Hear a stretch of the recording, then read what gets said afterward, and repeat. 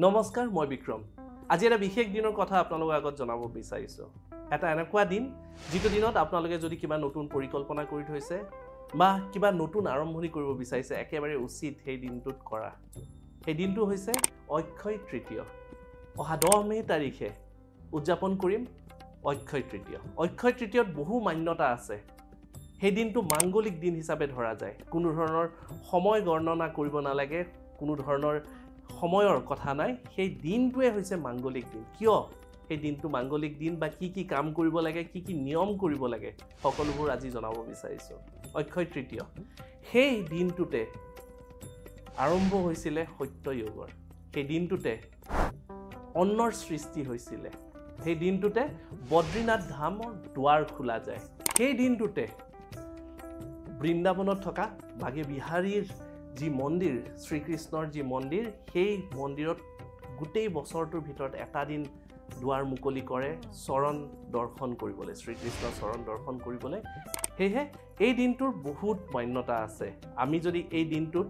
ভালকে কিছুমান কাম কৰো কিছু নিয়ম কৰো আমাৰ আহিবলগীয়া বছৰটো আমাৰ বাবে শুভ হৈ পৰিব আমাৰ বাবে সুখ সমৃদ্ধি ধন ঐশ্বৰ্য বৈভৱেৰে ভৰি পৰিব এই দিনটো বিশেষ এই কাৰণে যে চন্দ্ৰ আৰু সূৰ্য ই উত্তম স্থিতিত থাকে আৰু যেতিয়াই সূৰ্য আৰু চন্দ্ৰ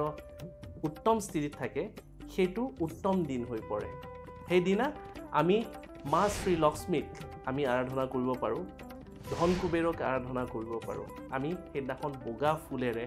আমি পূজা অৰ্চনা কৰা দৰকাৰ ৰাতিপুৱা উঠি শীতল পানীৰে আমি স্নান কৰাটো দৰকাৰ সন্ধিয়াৰ সময়ত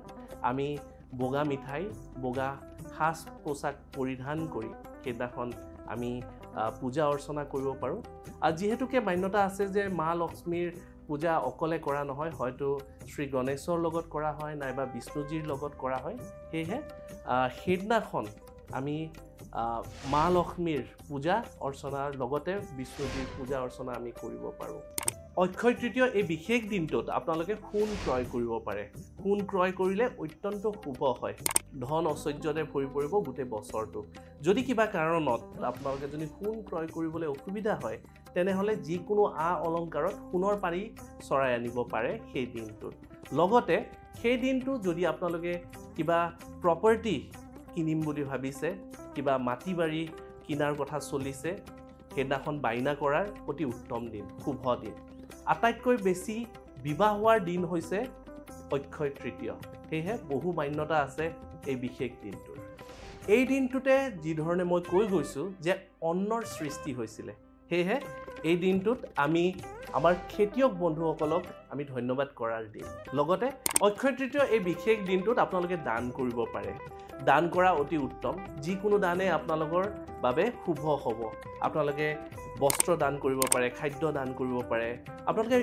পানীও দিব পাৰে এই দিনটোত আপোনালোকে যি দানেই কৰক প্ৰথমতে দান কৰিব তাৰ পিছত ক্ৰয় কৰাৰ কথা ভাবিব প্ৰথমতে দান কৰি উঠি ক্ৰয় কৰাটো অত্যন্ত শুভ আজি এই দিনটোত আপোনালোকে যদি এই দিনটোৰ নিয়মসমূহ পালন কৰে 100% নিশ্চিত হৈ থাকক যে আহিবলগীয়া বছৰটো আপোনালোকৰ ওপৰত মা লক্ষ্মীৰ দৃষ্টি কুবেৰৰ দৃষ্টি আপোনালোকৰ নিবদ্ধ হৈ থাকিব সেইটো 100% নিশ্চিত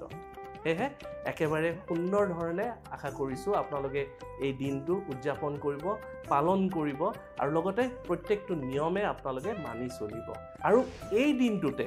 আপোনালোকে ক্ৰয় কৰা বস্তু মা লক্ষ্মীৰ আগত অৰ্পণ কৰিব লগতে আপোনালোকে আপোনালোকৰ খাদ্য ভাণ্ডাৰ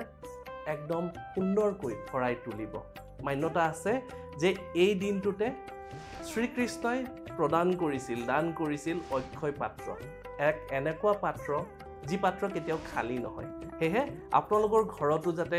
খাদ্য সম্ভাৰ কেতিয়াও খালী নহয় অক্ষয় পাত্ৰৰ দৰে যাতে ভৰ্তি হৈ থাকে তাৰ বাবে আপোনালোকে আপোনালোকৰ খাদ্যৰ যি ভাণ্ডাৰ আছে তাৰে পৰা অলপ অন্ন মা লক্ষ্মীলৈ আগবঢ়াব পাৰে আশা কৰিছো এই দিনটোৰ প্ৰত্যেকটো নিয়মে আপোনালোকে